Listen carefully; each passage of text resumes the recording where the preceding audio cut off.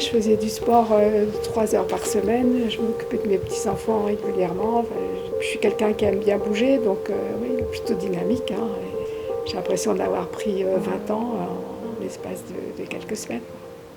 Au début, si je voulais tourner ma tête, j'étais obligée de me serrer, de me tenir comme ça pour tourner. On m'a dit, vous êtes fatigué, il faut attendre, faut laisser du temps, mais ça reviendra. Mais quand Douleur, fatigue intense et troubles de la voix. Suite au Covid-19, cela fait presque 1 an que Béatrice a entamé un processus de rééducation.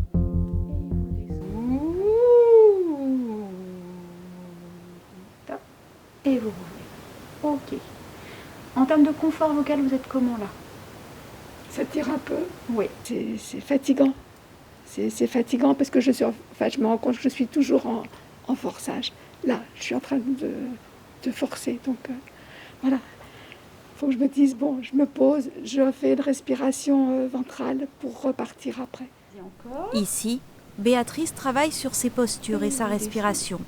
Sa voix s'améliore lentement, un processus en dents de scie, très différent des pathologies qui touchent les cordes vocales. Les poignets. Malheureusement, on n'a pas forcément de visibilité sur du long terme pour l'instant, puisque c'est la première fois finalement qu'on a des patients qui viennent avec un tableau clinique de départ très étonnant et peu de choses objectivables alors, pour cette patiente-là aux examens médicaux. Covid longue durée, c'est ainsi que l'on nomme ces symptômes persistants souvent inexpliqués. Le plus courant, c'est l'anosmie, perte de l'odorat. Dans la consultation spécialisée du CHU de Nantes, les patients Covid représentent désormais les 3/4 des appels. Je sens quelque chose. Ouais. Je vous propose poire, prune, pêche, ananas. Ouais, c'est pareil, c'est difficile, j'aurais dit la poire, mais... Ouais, ce sont des agrumes, c'est compliqué. Ce n'est pas la bonne réponse. Ouais.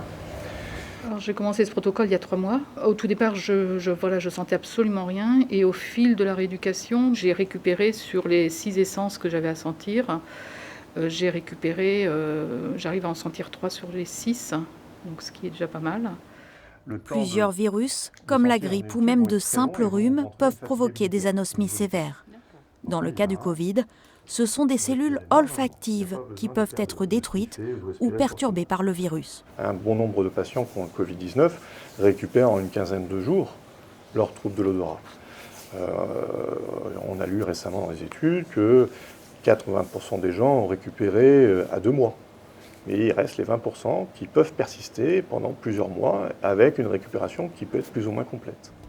En cabinet, le praticien mesure régulièrement l'évolution de ses patients, mais les progrès reposent surtout sur un entraînement qu'ils doivent mener quotidiennement à la maison. Donc ça, c'est la première technique avec les huiles essentielles. Ça se fait pendant 3 à 6 mois. C'est vrai que c'est préconisé pour 3 mois sur le site anosmie.org. C'est le protocole de rééducation olfactive.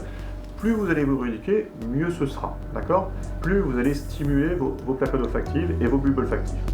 En attendant une prise en charge en cabinet, ces protocoles sont accessibles à tous sur le site anosmie.org.